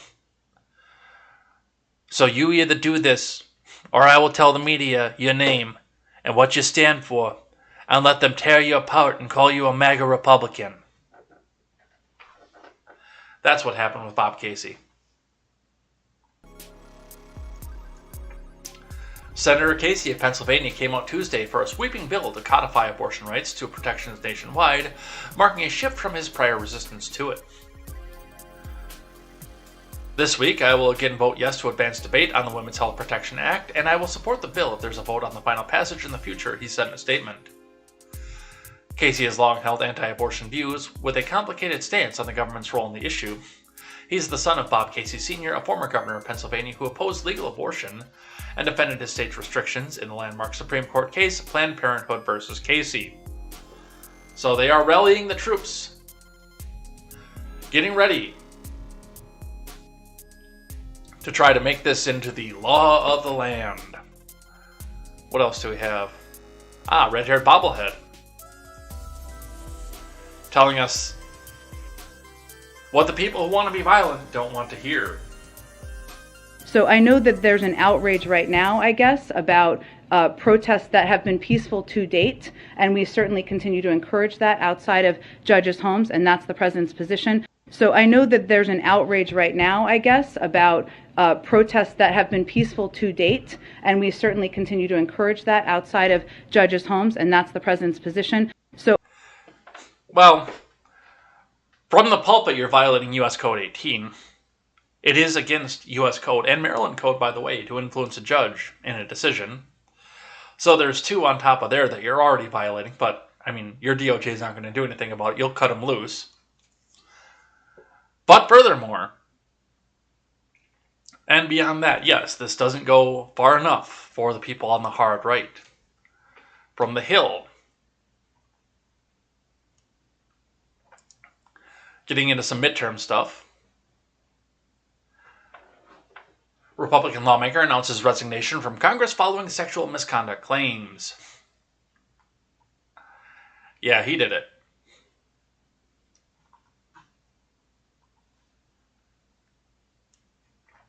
From Michael Schnell,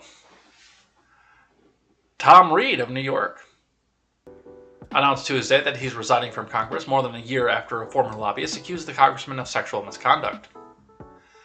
After almost 12 years in Congress, today is my last day, Reed said in a remark on the floor.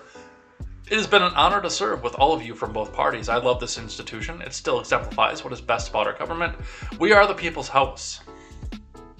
Nicolette Davis, a former lobbyist, told the Washington Post in a story published last March that Reid had sexually harassed her 4 years earlier. The New York Republican apologized to Davis in a lengthy statement that month, but he said that he had just learned about the alleged incident in the newspaper article. In the same statement, the congressman said that he would not seek any elected office in 2022. Punchbowl News, which first reported on Reid's resignation, said Reid is joining Prime Policy Group, a bipartisan government relations and public affairs firm in Washington, D.C. So, he got accused. He knew that his name was going to be on the front of every advertisement, so he went and joined a lobbying firm. I humbly bid farewell and submit my resignation as a member of the House, and I wish you all Godspeed, Reid said on the House floor. Davis told the Post last year that Reid rubbed her back and thigh and unhooked her bra when the two were at an Irish bar in Minnesota.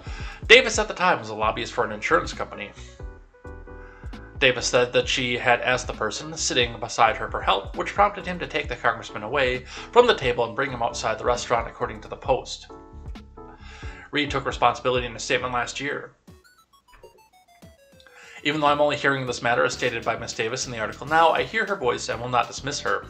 In reflection of my personal depiction in this event is irrelevant, Reid said. Simply put, my behavior caused her pain, showed her disrespect, and was unprofessional. I was wrong. I am sorry, and I take full responsibility, he added.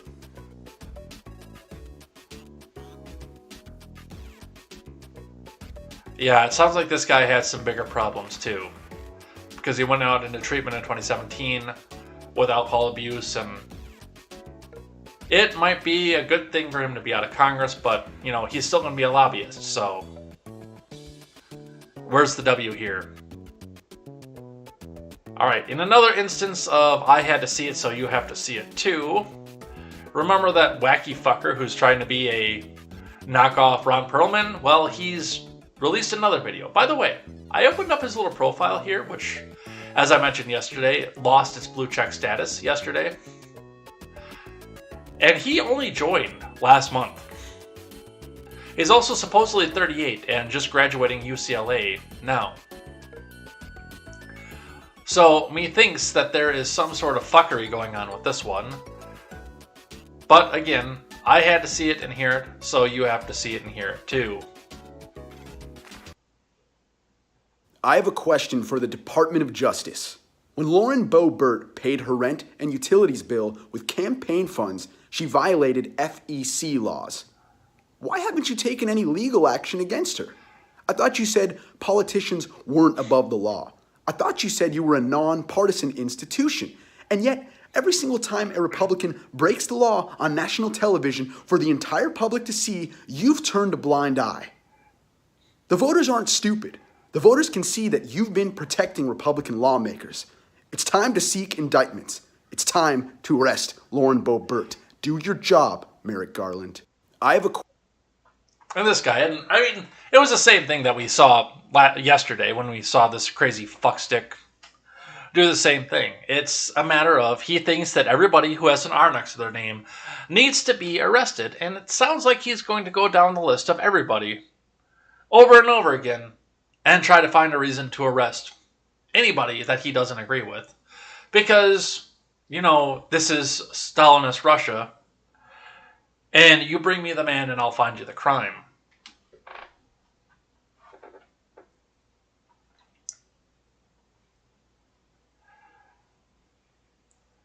Adam Schiff had a nice cheerful speech out of this. He cries because he knows he's been caught and can do nothing to stop what's coming.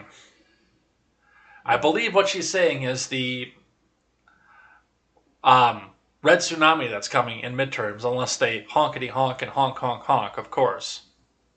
I believe in this country, and I believe in it because of people like you who understand what the flag means and what our Constitution means and risk their lives to defend it. I'd like to think, as Amanda Gorman so eloquently said, that we're not broken, we're just unfinished. Because if we're no longer committed to a peaceful transfer of power after our elections, If our side doesn't win, then God help us.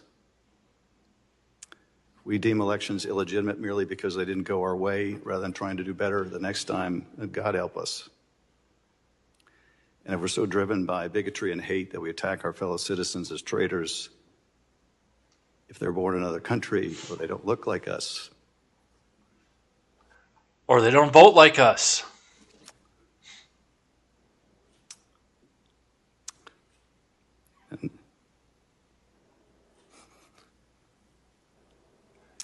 And God help us. But I have faith because of folks like you. And Adam, I didn't expect this would be quite so emotional either, but it must be an Adam thing today. But I'm so grateful to all of you. And with that, Mr. Chairman, I yield back. I yield back. I have so much faith in the government because of people like you. I have so much faith that we can honk and make the election go the way that we want it to go. Look at me. Look how much faith I have. Now to some of the honkity honk and honk honk honk. From Fox 11, woman finds box of mail-in ballots on East Hollywood sidewalk. LA County Registrar is investigating honk honk. From Coco McAboy. The LA County Registrar's Office and U.S. Postal Service is investigating after 104 ballots were found unopened on the sidewalk in East Hollywood. The ballots were found by Christina Rapace, who was walking her dog Saturday evening. I turned the corner and I just saw this box of envelopes, and it was a USPS box. I picked up some envelopes and I saw they were ballots, said Rapace. Rapace said she took them home for safekeeping. While trying to figure out what to do next, she sent videos of the ballots to popular social media accounts to share the content and ask for guidance on the next steps. Rapace said she called several politicians and the LA County Sheriff's Department. I actually called the Sheriff's Department and I couldn't get through, so I emailed them, she said. I got an email back from the deputy, basically in so many words, saying it wasn't their problem and to contact the USPS. It is their problem, by the way. Rapace said after much back and forth, the LA County Registrar's Office got in contact with her about picking up the ballots. Registrar Dean Logan personally drove to pick up the ballots. He picked them up. I made sure he was legit. He gave me a card. I took a photo of the box, she said. Rapace described the process as stressful. It was so much stress for just one person to get back to me. What do I do here? Now what happens to someone else? They don't know what to do. They'll just put them in a dumpster or throw them in the trash. I just don't think it should be this hard to figure out what to do with legal ballots. This is a country of freedom, and our vote should matter, and something like this should never ever happen. The Registrar's Office released a statement. Our office was notified over the weekend of a mail tray found containing approximately 104 unopened outbound vote-by-mail ballots and additional mail pieces. Thank you to the cooperation of the person who found the ballots. We were able to quickly respond and coordinate with secure pickup of ballots. We reissued new ballots to the impacted voters. Early signs indicate this was an incident of mail theft and not a directed attempt at disrupting the election.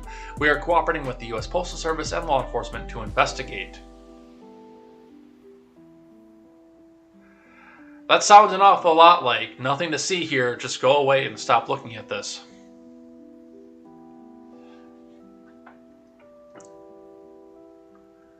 And again, I have questions.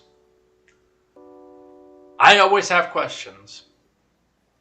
And is this going to be another thing that just gets swept under the rug as soon as it's no longer newsworthy or feasible? Here's an interesting one from the Daily Caller. I know we don't use a lot of them around here, but looking at this, Daily Caller, Democrats thought redistricting would save them in 2022. Here's how their dreams turned to dust. From Sebastian Hughes. The Democrat Party's hopes of gaining seats from the redistricting have been crushed as court decisions and an increasingly aggressive GOP produced more Republican-friendly maps. Democrats were initially optimistic that they could mitigate projected midterm losses in the House when it appeared they were poised to score wins in the redistricting process. However, the party's hopes have been dashed after key losses in major states erased their redistricting advantage. The biggest hit to Democrats' redistricting dreams occurred when the Democrat-drawn map in New York was struck down by a state court, with the ruling being upheld in higher courts. This development, on top of the aggressive map Florida Republican Ron DeSantis pushed through a state's legislature, reversed what could have been a very positive outcome for the Democrat Party. New York State is the big one Democrats tried to gerrymander there. Didn't work. We don't know what the map will look like, but it's not going to be one that leads to significant Democrat gains in all likelihood. Kyle Kondik, managing editor of The Election Forecaster and Sabato's Crystal Ball, told the Daily Caller News Foundation. DeSantis, meanwhile, fought for an aggressive GOP gerrymander in his state, putting him in conflict with the Republican-controlled state legislature. DeSantis came out on top, signing into law a map that would result in a 20-8 seat advantage for Republicans, according to the Cook Political Report senior editor David Wasserman. The last decade, the Florida Supreme Court did eventually force changes to a Republican-drawn map, but it didn't happen until 2016 election cycle, Kondik told DCNF. But also the general belief is that Florida Supreme Court is more conservative now than it used to be, so it might be more willing to go along with Republican gerrymander.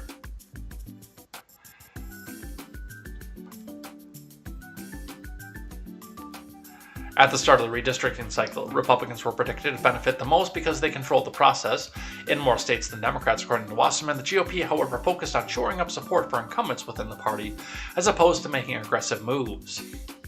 Liberals, on the other hand, were initially more brazen, such as Illinois, where the Democrat advantage went from 13-5 to 14-3, Wasserman wrote. Democrats unabashedly gerrymandered Illinois, New Mexico, and Oregon. They scored favorable maps from commissions in California and New Jersey, and to a lesser extent Michigan, Wasserman wrote in January. The more aggressive Republican maps were also initially struck down by courts, like in Ohio, where the Supreme Court ordered a new map be drawn to limit partisan gerrymandering, while the Democrat-drawn map in New York also faced legal challenges and was struck down by a Trump-appointed judge. The ruling was expected to be overturned due to a less GOP-friendly higher court. We're moving down the route of appeasement of minority in our state, Republican State Senator Bill Eigel of Missouri said while his state was considering new maps in January, Politico reported.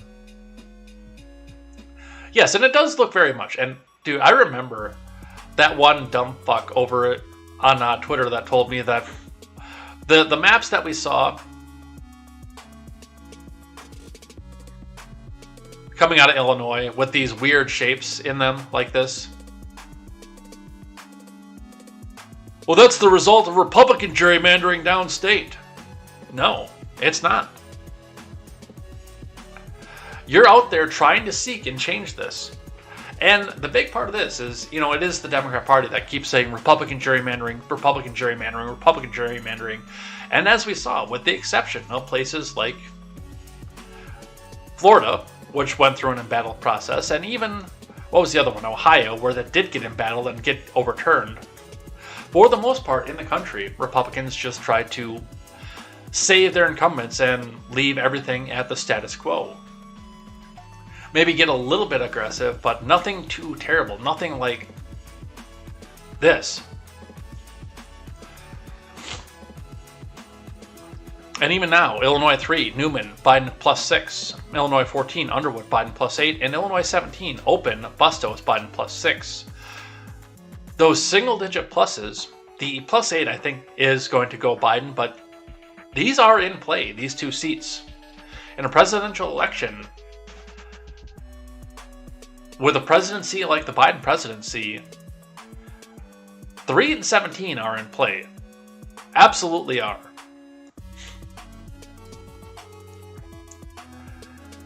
And really honestly, I think that the Democrats did try to overstretch in the places that they had. They tried to do too much too fast. Just like they're doing in the government right now.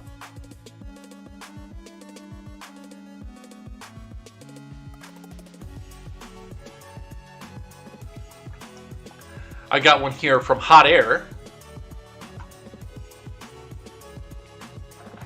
But we'll actually be looking more at the Reuters article that goes with this. Hot Air reports, Reuters, suburban women in Phoenix, Arizona care more about inflation than abortion. From John Sexton.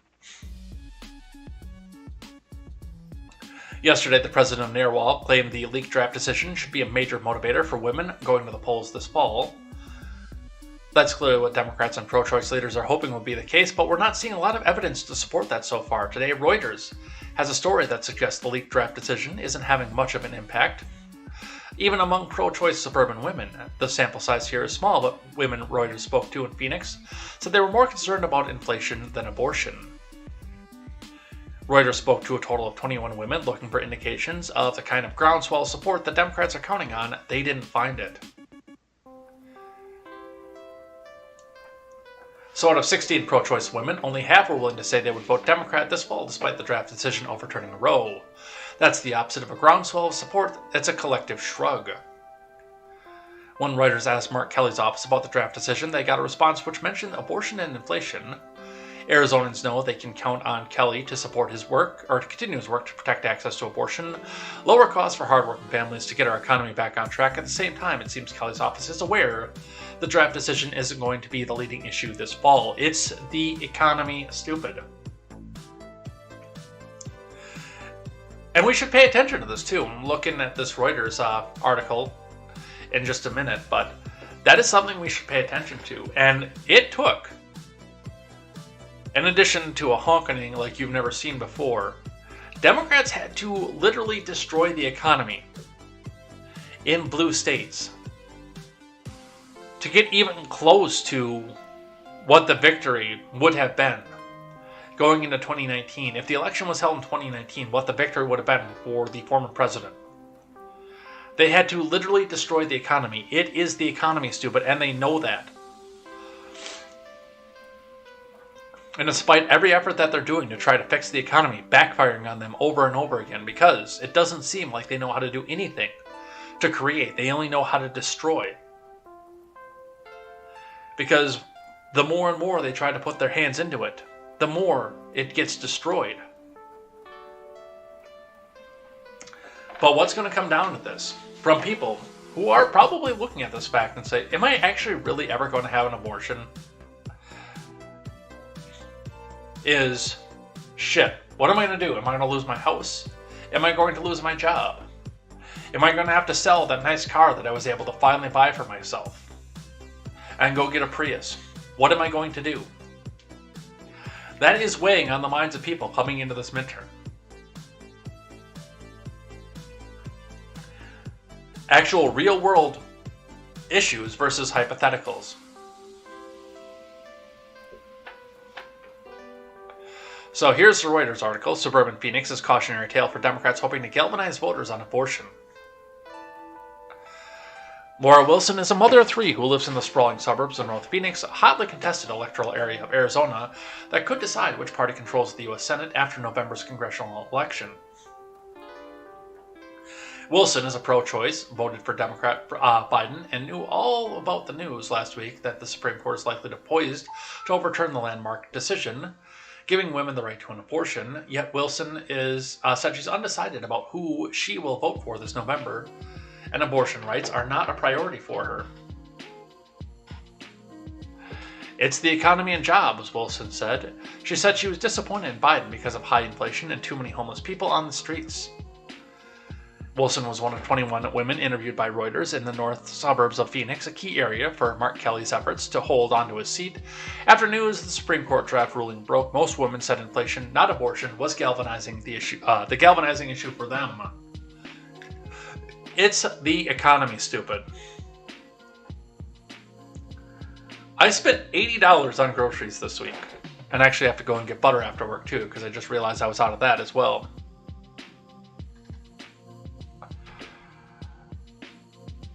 With what I got, and I reviewed this and did some average price looking from, because this is about the kind of stuff when I started keto last time. What I've done between two stores this week was a $35 to $40 weekly grocery bill. And it was $80 this time through. Item for item.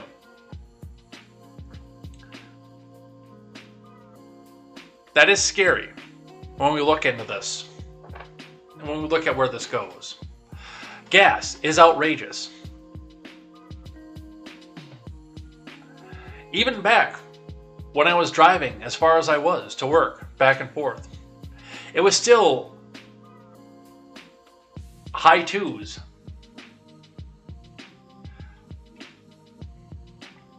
you could still go fill up by truck for 60, 70, 80 bucks, depending on where you filled up from. And now it's over 100 to go fill that back up. And then if you ever want to travel anywhere, like I said, they tell, hey, can you just tell your people, your constituents, not to travel less? With most of these people out there who are single, who don't need no man, who have wanderlust in their bio, who want to get into their car and just go somewhere and say, I want to see the Grand Canyon. I want to get on a plane. I want to go to California. I want to see Los Angeles. I want to see New York. Look at this great trip that I got to take. You're even telling your voters to live with less. And that's not going to play well as we go. You can try to do this as a Hail Mary, but I don't think it's going to work. All right, we will do one more here, and then we'll head out here for the day. I got this one from The Blaze because, well, this is pretty much the reason that we put Karine Jean-Pierre into here. And then we'll do something that restores my faith in humanity, something I'm thankful for, and head out of here for the day. From The Blaze, Biden's incoming press secretary, Karine Jean-Pierre, called Fox News racist. From Chris Pandolfo.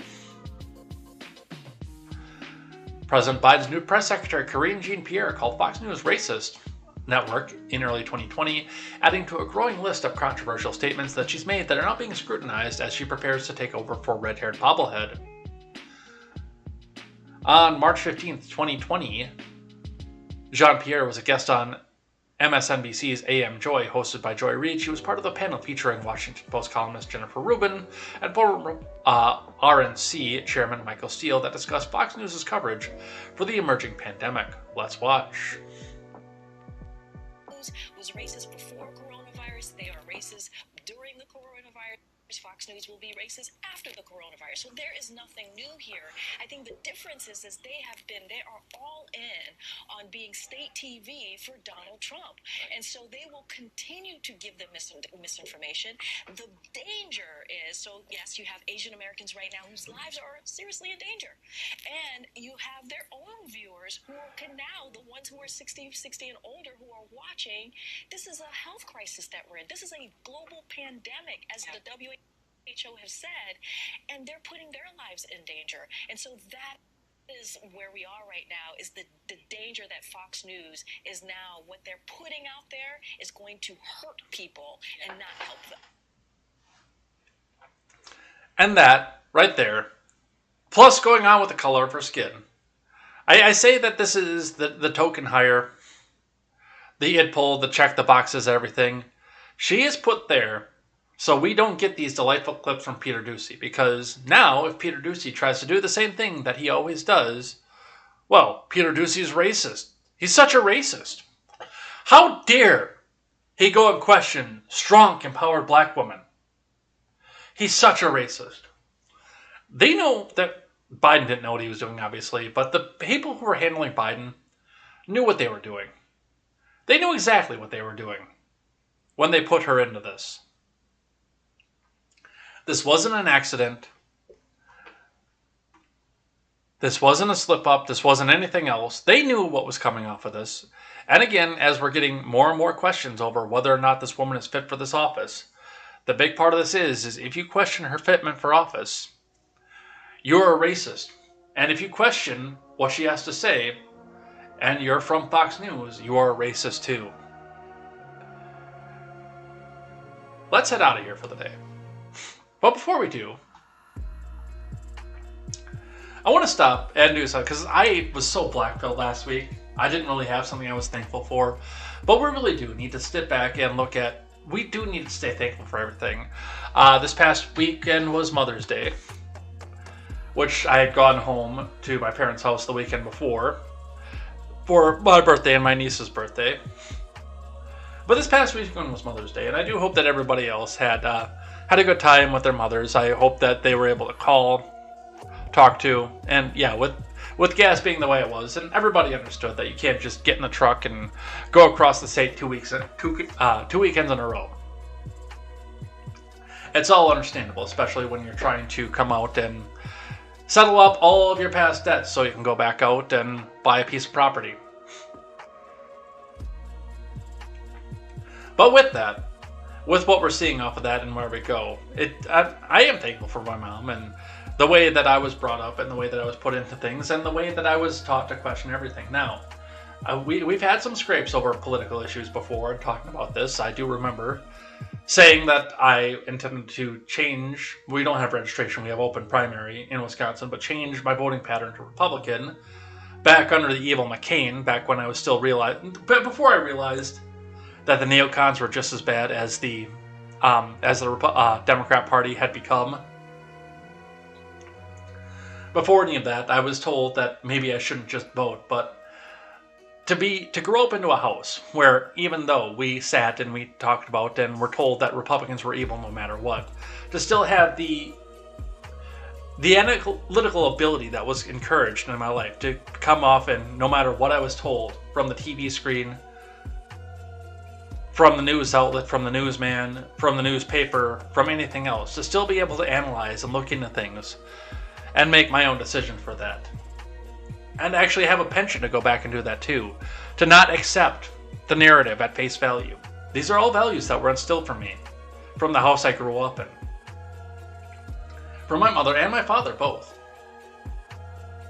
But it's Mother's Day, so we've got to put the week after Mother's Day, so we've got to put the focus on Mom. So, and she even popped in and showed up for KTZed Redemption briefly last week, right before we got our little bastard in over here. It's like, if you won't come out here and have the conversation with me and take the call right now, then you're just as bad as the liberal, right? He's Irish too, by the way, because he messaged KTZed begging for an interview too, which had his Twitter handle on there. And I went back and looked that up, and he's not even from this country. He's fucking Irish. And he wants to come back out here and basically just disrupt things and get things set on the air that will get this shit taken down. It was a fun little ploy, but I had him covered 10 steps before he ever started walking, so I know this kind of shit, and no, we don't just take random calls on the weekly news roundup show. It just doesn't work that way. But with that, I'm thankful for my mom and the house that I grew up in, the way that I grew up, and the independence as well, the streak to, not depend on the government, to depend on somebody else to come and do it for me. The thought to, instead of going off and depending on what the supply chain was, to throw the extra row in the garden. Find a way to garden no matter what, no matter if you rent, no matter if you have no way to go back out and till up the land, still find a way to garden, preserve food, get the food out of the store and get it preserved, and sit it back there for a rainy day. These are all things that came out of the house that I grew up in. They're all things that I'm thankful for. And that's what I have for that. And with that, let's head out of here for the day.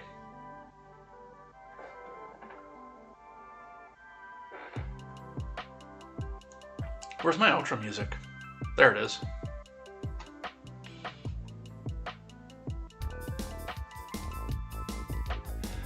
So, thanks everybody who came by and chatted in live chat, everybody who came and hung out with us as we looked over the news and found out that the buck really doesn't stop with this current president. We'll be back here tomorrow with more talk, probably about the inflation numbers, because that's going to be the big thing.